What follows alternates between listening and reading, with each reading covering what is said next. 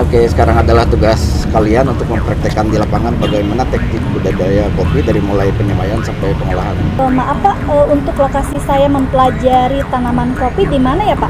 Soalnya sampai saat ini saya belum menemukan yang pas buat saya. Ya, nanti kamu akan ditempatkan di Garut dan kamu akan dibimbing oleh senior kamu di Garut. Ya. Baik Pak, kalau begitu besok saya berangkat ke lokasi.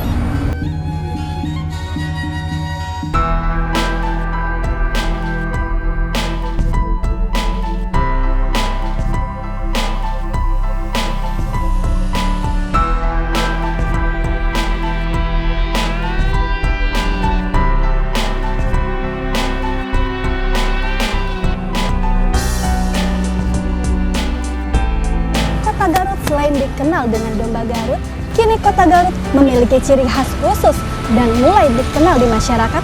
Bukan hanya masyarakat Garut itu sendiri, tapi juga sudah dikenal oleh seluruh masyarakat di luar Garut.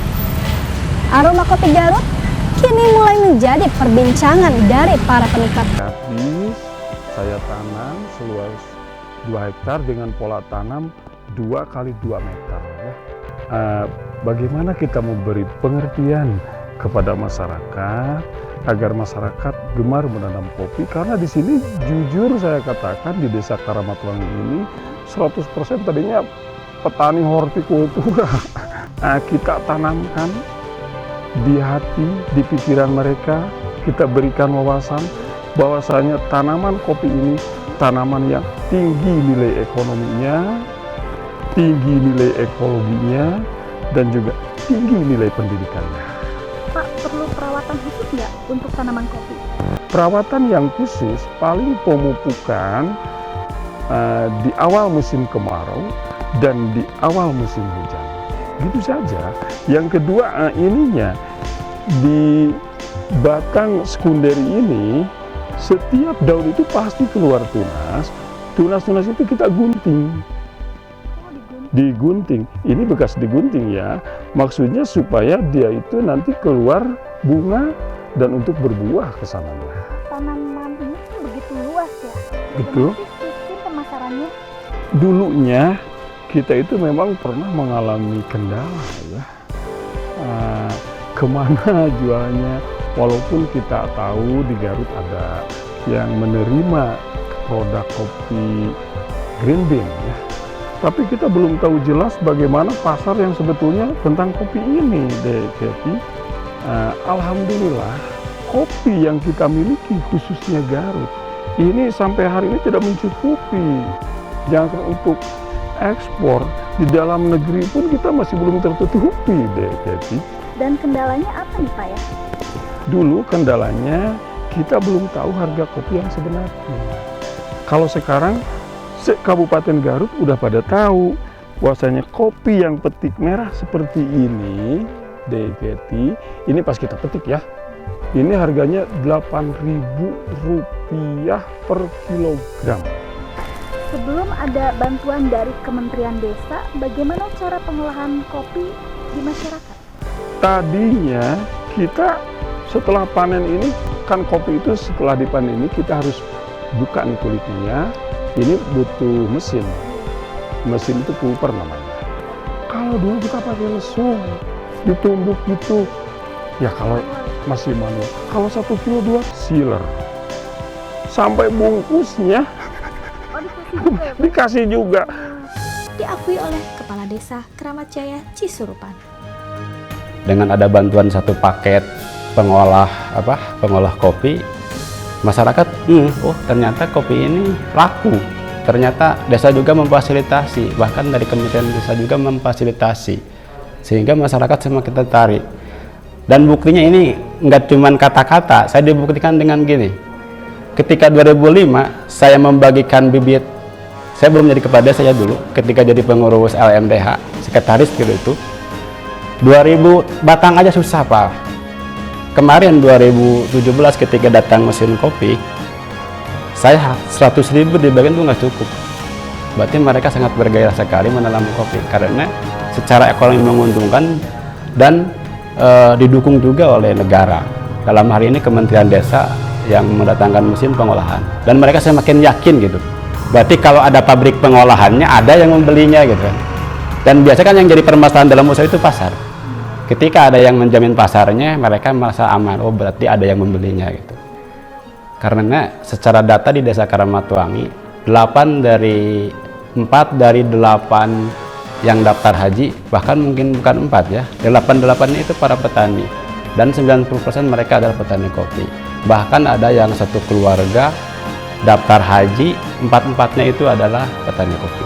Kami 2019 itu mencanangkan akan membangun agrowisata di atas tanah seluas 2 hektar. Dan saya berharap tentunya kepada Kementerian Desa akan menjadi prioritas. Karena saya kira tidak akan cukup kalau cuma dibiayai oleh dana desa. Karena masalah infrastruktur dan sebagainya dulu kami belum selesai. Karena itu sangat berbahagia sekali kami setelah dibantu oleh mesin dan sebagainya. Dan sebagai tanda bersyukur, alhamdulillah tentunya ini akan semoga terus didorong oleh pemerintah pusat, dalam hal ini Kementerian Desa, agar Karamatwangi menjadi desa agrowisata, sehingga masyarakat Karamatwangi bisa mengambil peran yang semaksimal mungkin dengan hadirnya pariwisata di Desa Karamatwangi. Mereka tidak menjadi tamu di kampungnya sendiri, tapi mereka menjadi raja dan pribumi di desanya sendiri. Sedangkan pemasaran hasil pengolahan kopi dilakukan oleh badan usaha milik desa. BUMDes melakukan berbagai strategi untuk memasarkan hasil pertanian di masyarakat. Selain itu juga BUMDes mampu mengatasi ketimpangan harga yang sering terjadi di petani. Dan tak jarang BUMDes merangkul para tengkulak atau rentenir untuk bekerja sama agar harga pertanian masyarakat tidak merugi. Tugas-tugas sebagai BUMDes? BUMDes itu jadi ketua itu mengelola setiap unit-unit usaha yang ada di BUMDes. Dikelola itu ada beberapa unit. Kalau untuk yang paling menonjol itu yang dibutuhkan oleh masyarakat itu kami bergerak di bidang Bapespam, yaitu sarana air bersih untuk masyarakat dan kopi. Kalau dulu mah itu di sini tuh banyak kayak semacam tengkulak lagi, kalau bahasa gaulnya tuh ijon.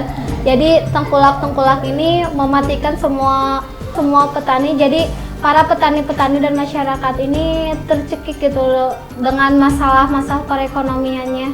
Dengan adanya BUMDes, mereka para tengkulak ini bisa bekerja sama dengan BUMDes ini. Jadi kita meraih keuntungan dari tengkulak, dia punya keuntungan, BUMDes juga punya keuntungan gitu. Jadi tidak ada salah satu yang merugikan gitu.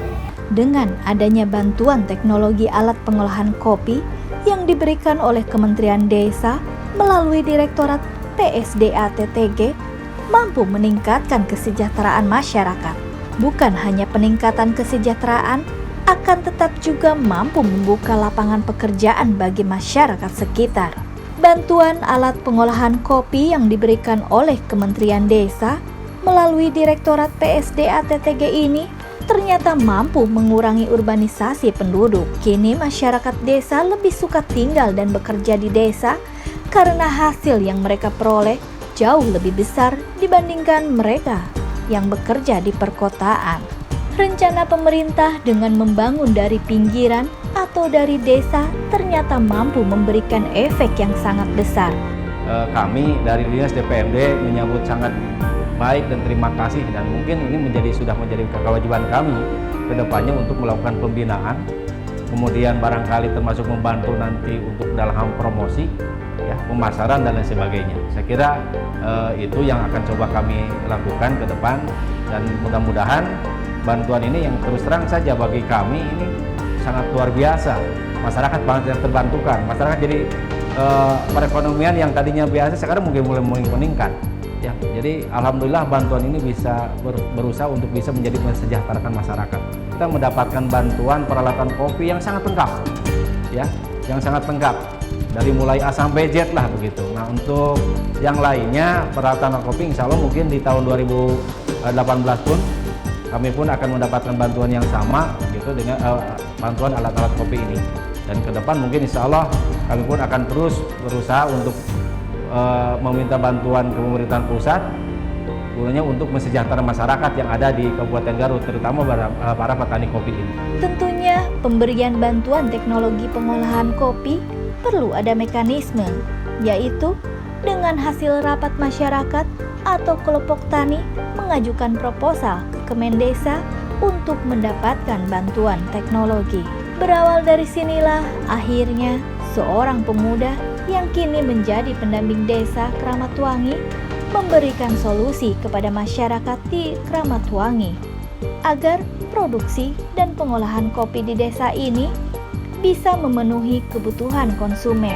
Mendapatkan bantuan dari Kemendes itu sendiri, khususnya mesin kopi itu sendiri, bahwa prosesnya adalah yang pertama kita adanya kelompok, dan juga kelompok itu sendiri disambut sama BUMDes, ya, dinaungi sama BUMDes. Nah, nanti BUMDes mengajukan proposal langsung kepada Kementerian Desa dengan dibubuhi sama Ketua BUMDes, kemudian Kepala Desa, kemudian disetujui oleh Bapak Camat, kemudian nanti ke Satker, nanti langsung ke Kemendes. Sebelum dapatnya bantuan kan ada survei dari kecamatan, kemudian dari kabupaten, kemudian dinas dari Jawa Barat, dan langsung dari Kemendes. Itu semuanya mensurvei lokasi yang akan mendapat bantuan, khususnya di Desa Kramatwangi. Sumber daya alam kita manfaatkan sebaik mungkin untuk kemajuan desa itu sendiri. Nah, kemudian juga nanti di masyarakat juga akan ikut berpartisipasi dalam memajukan perekonomian, yaitu di BUMDes Desa Kramatwangi itu sendiri.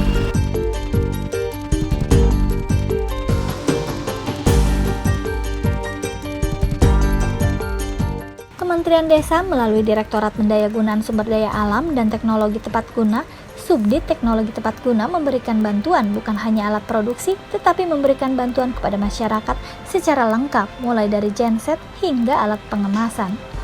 Tujuan utama diberikan. Inilah salah satu